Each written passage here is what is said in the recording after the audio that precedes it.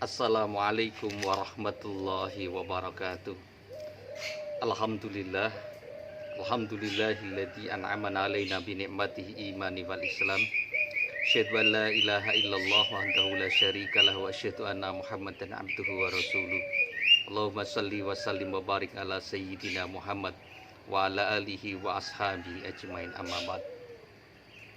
Sahabat Miftahul Hasan yang dirahmati oleh Allah, puji dan syukur kita panjatkan kehadirat Allah Subhanahu wa taala atas limpahan rahmat, nikmat dan barokahnya kepada kita semuanya.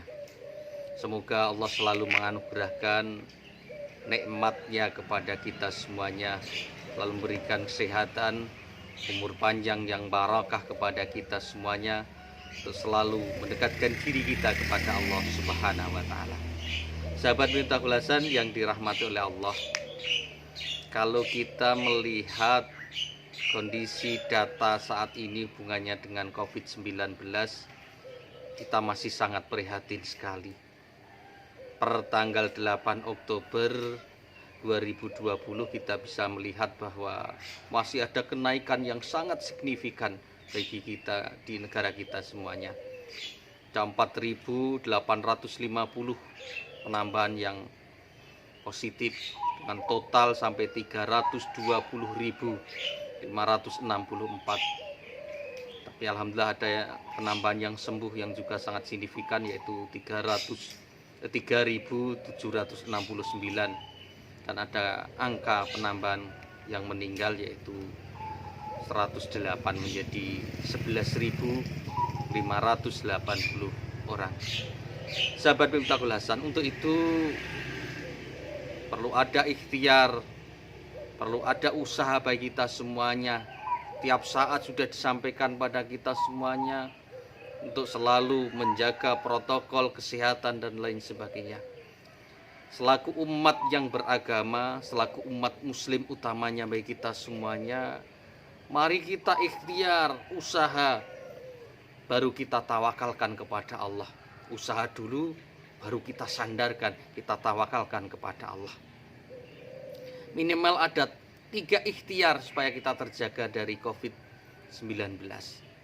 Pertama yaitu dengan iman,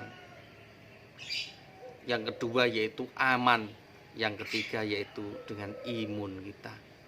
Iman yaitu harus yang pertama kita jaga ibadah kita. Ibadah mamdoh, karena tidak ada halangan walaupun dalam kondisi pandemi COVID-19 kita semuanya tetap bisa beribadah, menjalankan ibadah sholat kita, melaksanakan ibadah-ibadah ritual yang sudah ditentukan oleh Allah Subhanahu wa taala.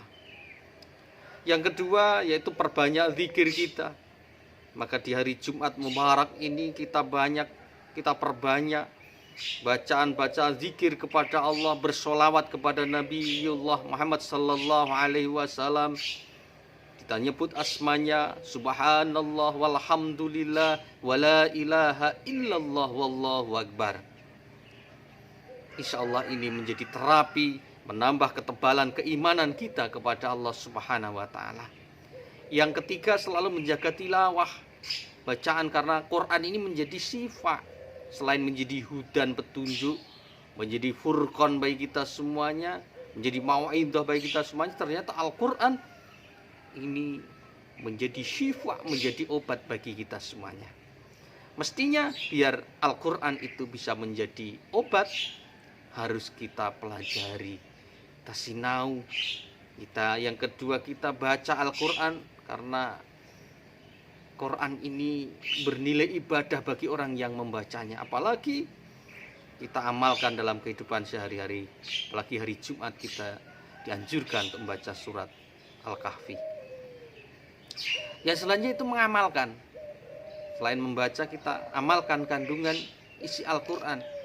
Karena di Al-Quran ini luar biasa, ada anjuran masalah ibadah, akidah, tauhid kita, muamalah kita, semuanya lengkap sampaikan.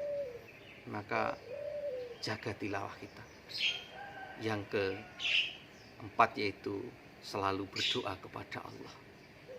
Karena ikhtiar apapun tanpa dibarengi berdoa kita kepada Allah, berarti kita bisa dikatakan orang yang sombong. kita ikhtiar sekuat pun harus dilandasi dengan kita berserah diri, kita berdoa memohon kepada Al-Khaliq yang menciptakan dunia ini, yang menciptakan alam semesta ini. Covid ini dari Allah dan akan kembali diangkat oleh Allah selama kita berdoa dan ikhtiar. Apa doanya yang sering kita dengarkan selain kita memohon kepada Allah sesuai dengan bahasa-bahasa kita, permohonan kita semuanya, kita dianjurkan Allahumma inni a'udzubika minal barosi wal jununi wal judami wa min sayyi'il asqam. Ya Allah, kita mohon berlindung dari penyakit-penyakit yang Allah turunkan kepada kita semuanya, penyakit belang, kusta, dan penyakit-penyakit yang berbahaya termasuk COVID-19 ini. Ini menjadi satu spirit bagi kita semuanya. Sahabat Miftahul Hasan, bertahun-tahun kami diserai tugas mendampingi pasien di rumah sakit daerah Kabupaten Wonogiri. Lewat perjalanan spiritual di rumah sakit ini bisa kita lihat bahwa ketika orang yang posisinya sudah sakit, apalagi kondisinya sudah kritis, yang dibutuhkan itu dua hal. Yang pertama yaitu doa dari saudara-saudaranya, doa dari keluarganya. Yang kedua yaitu dorongan, support dari orang yang ada di sekitarnya, utamanya dari keluarganya, dari temannya. Ini menjadi pepeling bagi kita semuanya. Pertama iman, yang kedua yaitu aman. Ini ikhtiar zahiriyah bagi kita semuanya. Supaya aman bagaimana? Jaga jarak. Karena penyakit ini, COVID-19 ini bisa menular dengan kontak kita, dengan sentuhan, dengan orang yang sudah positif. Kita jaga, antisipasi, menjaga jarak bagi kita semuanya. Yang kedua yaitu dengan mencuci tangan dengan sabun. Karena tangan kita ini menjadi satu media penularan ketika kita ini tidak suci.